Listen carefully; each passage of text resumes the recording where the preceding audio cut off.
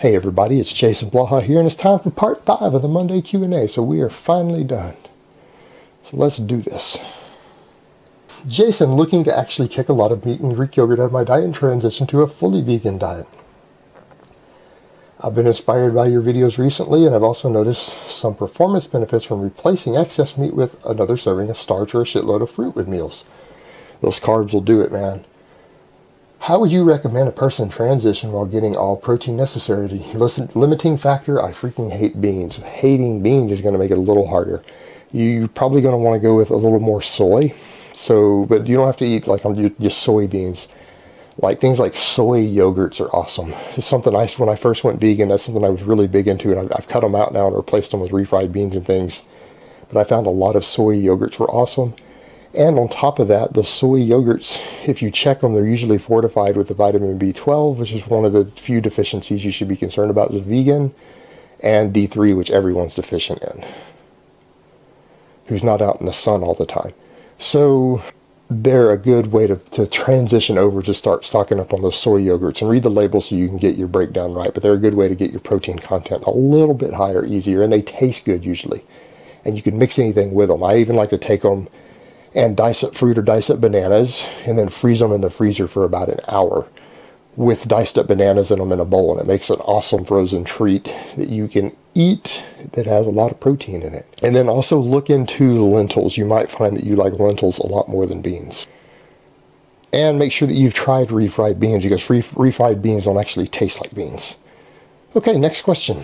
Hey Jason, I have a medical condition that has caused me to stop lifting and will prevent me from lifting in the future, at least for the next several years. What would be a solid body weight routine or something similar to stay active and maybe make some gains, all be it in a different way? Thanks much. Well, you're not going to be able to do any sort of intensive body weight routine. If you can't lift weights, an ultra intense body weight routine like the Naked Warrior by Talceline is going to be too much for you. So what I'm going to say, you don't need a routine. I don't know the specifics of your medical condition, but as I said in another video with my own medical condition, when I quit training, when my doctors told me to quit training, it was the worst mistake I ever made. I degenerated so fast. I got so depressed. My body just degenerated, and look how long it's taking me. Even now, with over 2 years of lifting, with over a year of anabolics, I am still not where I was when I got sick first. I still haven't caught that back up with over 2 years. So don't let yourself go completely. Do anything that you can. It doesn't matter whether it's walking or some push-ups or some body weight squats or even assisted body weight squats holding onto the back of a chair. Do exercise every single day, no matter how bad your medical condition gets. Now make sure that you clear it with your doctor, discuss it with your doctor, with whatever you happen to have. But do not stop training. Exercise every day, even if it's only for 3 minutes, because that's all that your body will physically let you do. But get up and do something, because that is the worst thing you can do, is stop when you get sick. And that's personal advice from my own mistake, telling you that I saw it in myself. I degenerated so quickly. Don't make my mistake. All right, next question, and last question of the week. How do you feel about gender confusion being a valid medical reason to get on TRT or HRT? They could just go get counseling. Is it more of a valid medical reason than someone who is insecure or suffers body dysmorphia? Why or why not? Man, I don't even know how to answer this one. I really and truly don't know. I admit that I personally do not fully understand, and I don't fully comprehend gender confusion. I try to be understanding of it, but I just don't get it.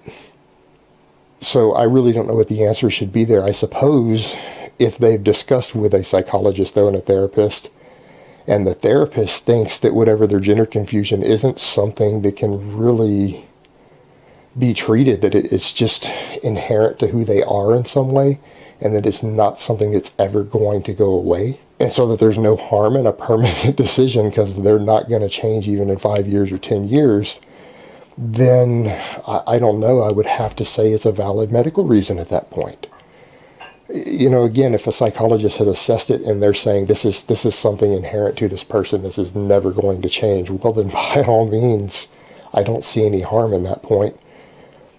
And I think everyone should have access to TRT. I'm very pro for this for everyone, and I guess that's as valid of a reason as any other at the end of the day. So in that case, I would say go for it. Again, as long as that's what their therapist thinks and their therapist is okay with it. Because obviously anything like that does have a mental illness component that needs to be assessed, because they could be in a very fragile mental state, and it does need to be assessed. But that being said, if it's clearly something a therapist says is just permanent and it's part of who they are, then I think doctors should prescribe it for that. Alright guys, so that's really all I have to say on that today. I hope it has been informative, and I will talk to you guys next time. But let me give you guys a bicep shot before I go. Oh.